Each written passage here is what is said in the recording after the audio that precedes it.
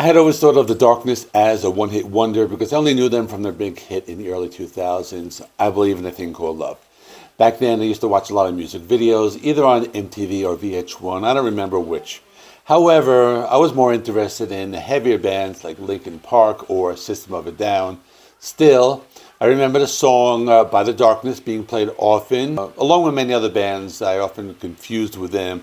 I'm talking about bands like Modest Mouse or Franz Ferdinand, and I know they had popular songs around the time, but I never really paid attention to The Darkness beyond that one song. Now, about 20-something years later, after first hearing that song, I decided to give the new album a listen, thinking it might be something I could review on my channel.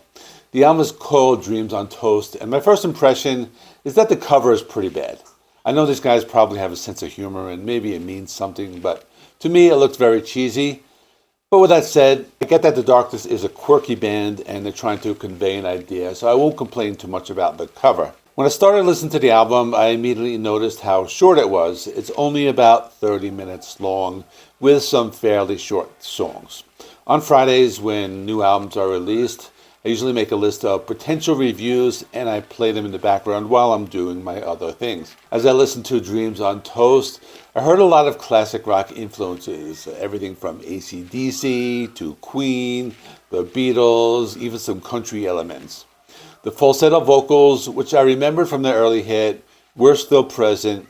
I thought that was cool because the album reminded me of many classic rock bands that I grew up with. I was initially expecting something more in line with 2000s alternative rock, but instead I got an album that pays homage to the classic rock era, which to me was a pleasant surprise. With that in mind, I'll go through the album track by track. I share my thoughts on each song, then I'll give you my final rating. But before I continue, I want to mention I have channel memberships available. The first tier is only 99 cents a month and grants early access to my videos, which sometimes I upload a week in advance. The second tier is $2.99 a month. It also gives you the chance to make album request reviews, so that's pretty cool. There's a join button below and a link in the video description. Now let me get into the Can't explain all the feelings. When I listened to this album, I heard a lot of influences from different classic rock bands. I think they take a lot from the band Queen. That's probably their main influence, but I'm also going to be mentioning bands like AC/DC and the Beatles because I heard some influence from them, but there will also be some surprises. So for example, there's going to be some country, some harder stuff. It's going to be influences from other bands you wouldn't expect me to mention. So in other words, there's a lot of variety on the album. When it comes to the lyrics, you have to keep in mind these guys use a lot of humor. They don't take themselves too seriously.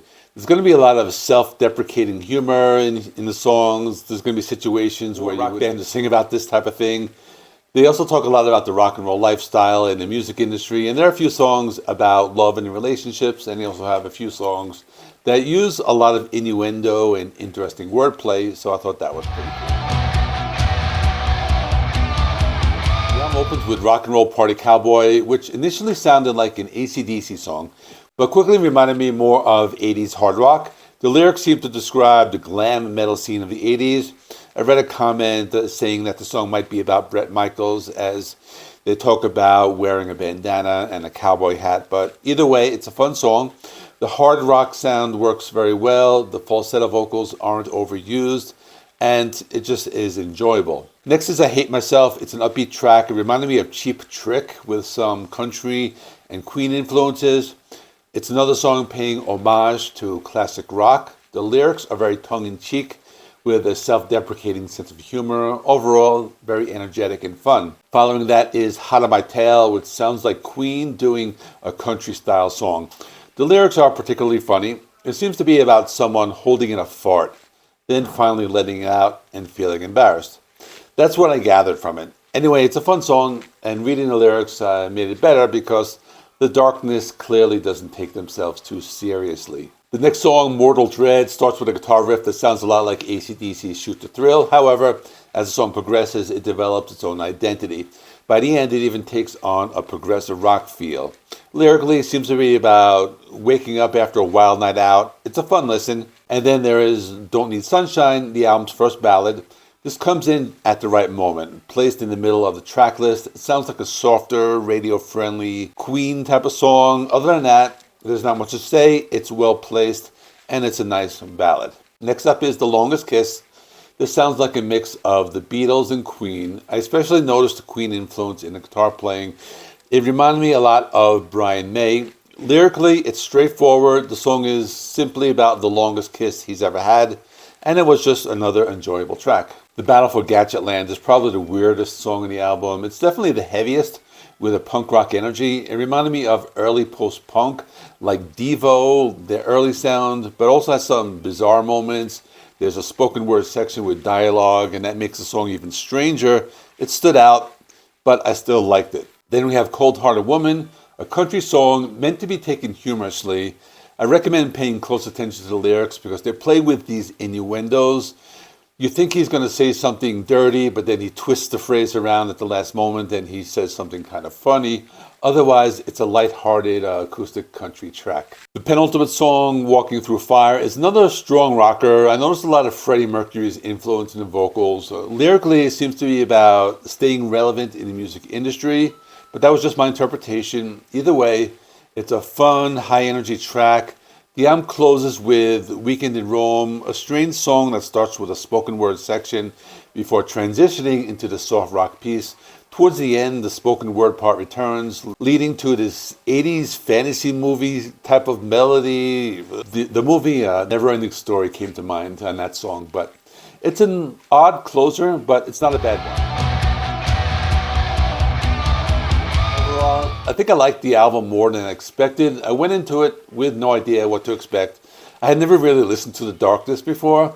Now I'm interested in checking out their older albums because their classic rock influences are something that I liked about the band, and they don't seem to be taking themselves too seriously.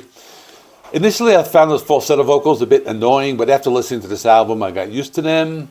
It was better than expected, so I'm going to be giving this album an 8.5 out of 10. It's a solid album, has a lot of variety, and just kept me interested from start to finish. That's all for this review. I'm going to direct you to another video. I haven't reviewed The Darkness before, but I'll stick something I think you might like. In the meantime, thanks for watching. Please give this video a like. It helps me with the YouTube algorithm. If you haven't already, please subscribe. I do rock and metal reviews, rankings, and more. Thanks again, and I will see you in the next one.